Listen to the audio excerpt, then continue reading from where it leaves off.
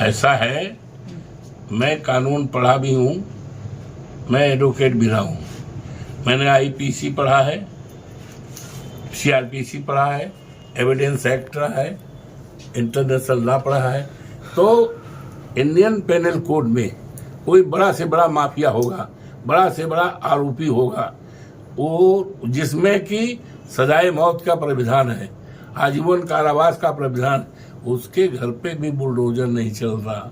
ये कानून में कहीं नहीं है। और बुलडोजर तो किसी कीमत पे अलाउ नहीं है, सुप्रीम कोर्ट ने कई बार कहा है। और बुलडोजर चलने से देखिए, घर है और कोई आरोपी है, आरोपी को आप उसके घर को ढा दोगे तो उस घर में उसकी माँ रह रही है, उसका बाप मर रहा, उसकी बेटियां रही, पूरा परिवार है।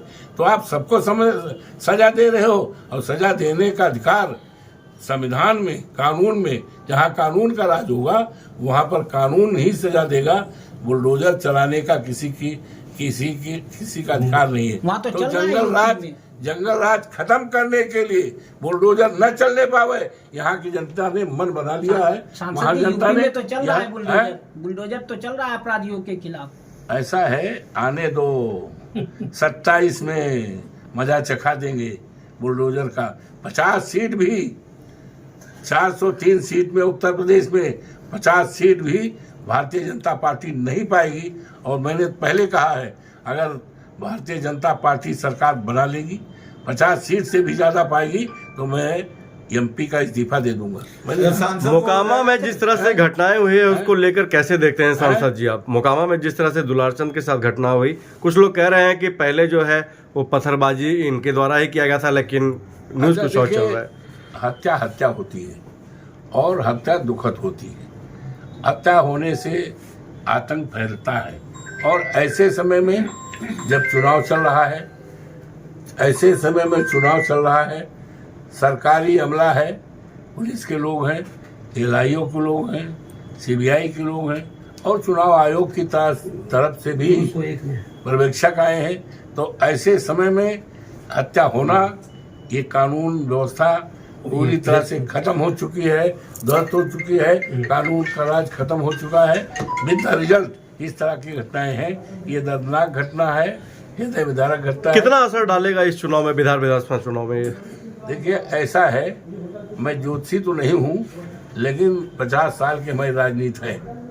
50 साल की हमारी राजनीति है। 9 बार हम विधायक रहे और सांसद, सामान्य सीट से 6 बार मंत्री भी रहे।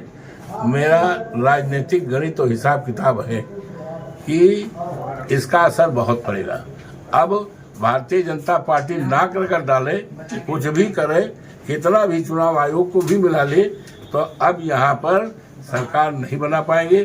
सरकार जो है तेजस्वी यादव की महागठबंधन की सरकार बनेगी और शानदार सरकार बनेगी। सर, आप कह रहे हैं कि महागठबंधन की सरकार बनेगी, तो एनडीए तो कह रही है कि 225 इस बार 225 बार। 225। अच्छा भैया सुनो, हम अवधि बोला ना मानो। हाँ बोलिए ना। वो ये कहते थे, और 80 सीटें हैं उत्तर प्रदेश में एमपी की, वो कह रहे थे 80 में सब। और क्या चुनाव हुआ? 37 सीटें हमारी और 6-7 सीटें कांग्रेस की। इंडिया गठबंधन को मिला के कितनी हो गई आप बताओ? 43 और सीट कितनी है? 80 में 43 जीतने पर सरकार बनती है कि गिरती है? तो वही फॉर्मूला बिहार में सेट होगा। बताइए, मैं आपसे पूछ रहा हूँ। वही फॉर्मूला बिहार में सेट होगा सांसद जी। तो भारतीय जनता पार्टी हारी कि नहीं? और वो क्या कह रहे थे कि 80 पार, और यहाँ तक कह रहे थे 272 सरकार बनाने के लिए और 300-400 के पार संविधान बदलने के लिए। तो जनता ने तो भैया मान लिया, ये संविधान बदल रहे बाबा साहब भीमराव का, तो हम पहले इन्हीं को न बदल दे और देश की महान जनता को। अच्छा, जिस तरह से राहुल, सुनिए, अभिनंदन करता हूँ। और अगर ये आपके मुख्यमंत्री और एक और 2 नेता ये गठबंधन में हैं, ये नेता गठबंधन में न होते तो आज भारतीय जनता पार्टी की केंद्र की सरकार न रहती। और जो केंद्र के मंत्री आकर के टाल ठोक कर रहे हैं कि गरीबों को वोट डालने न देना, कमरे में बंद कर देना, अगर बहुत कुछ मिन्नत करे साथ ले जाना, और उनको अपने वो वोट डलाना, ये शायद पता न चलता इनका, जिस तरह से वो ऐडबाजी के साथ इस तरह बात कर रहे हैं। केंद्रीय मंत्री है, केंद्रीय मंत्री कौन है? FIR हो गया है, ललन सिंह। और FIR हो गया है। आप लोग पढ़े लिखे हैं, जानकार हैं कि रहने वाले हैं, FIR भी हो चुका है, हर जानकारी है। हम आप ही से पूछने के। अच्छा, महागठबंधन में आप जमुई पहुंचे हैं आज। जमुई का एक विधानसभा क्षेत्र है, इसका नाम है सिकंदरा। सिकंदरा में एक उम्मीदवार कांग्रेस से भी हैं और एक उम्मीदवार RJD से भी हैं। RJD वाले से जब बयान लेते हैं तो बोले कि हमारे ना नेता हैं और ना हमारे दल के हैं, तो क्या हम माने कि दोनों गठबंधन अलग है? ऐसा है, महागठबंधन जो बना है वो पूरी तरह से तेजस्वी यादव को मुख्यमंत्री बनाने के लिए तुला है, सक्रिय है और डिसाइड कर लिया है। तो कोई इधर उधर की बात का नहीं है। देख रहे हो, तो ये फ्रेंडली फाइट तो सर ये दिखा भारी भरकम नेता है, उसी में हाँ। है, तो इसलिए महागठबंधन में कहीं कोई दराज नहीं है। अगर दराज देखना, छेद देखना है तो जो मोदी जी की है और इनका जो वर्तमान मुख्यमंत्री है, हमने जदयू इनकी पार्टी कौन बोलेगी? मैं आपसे पूछता हूँ। इसमें देखो छेद उसमें है, उसमें संशय है, उसमें है, हमारे में कहीं कोई संशय नहीं है। आप ही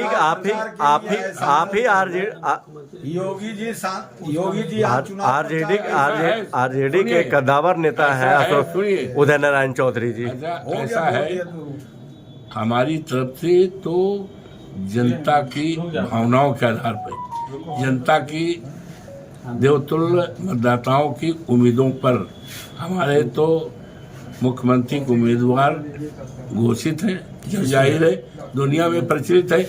और जिसकी बात कर रहे हो, जिनकी बात दूसरे पार्टी की, तो उसमें असमंजस है। उनको भी पता है असली दूल्हा कौन है, वो तो दिखावटी है। समय आएगा। और आखिरी सवाल है सांसद जी। SIR निकाला गया था राहुल गांधी और तेजस्वी यादव के द्वारा। इस विधानसभा में क्या लगता है SIR कितना असर डालेगा यहाँ बैठे पूरे बिहार में, क्योंकि बिहार में पूरा दौरा हुआ था? ऐसा है, इतना असर पड़ेगा कि भारतीय जनता पार्टी नाक रगड़ डाले, कुछ भी करे, तब भी सरकार नहीं बना पाएगी।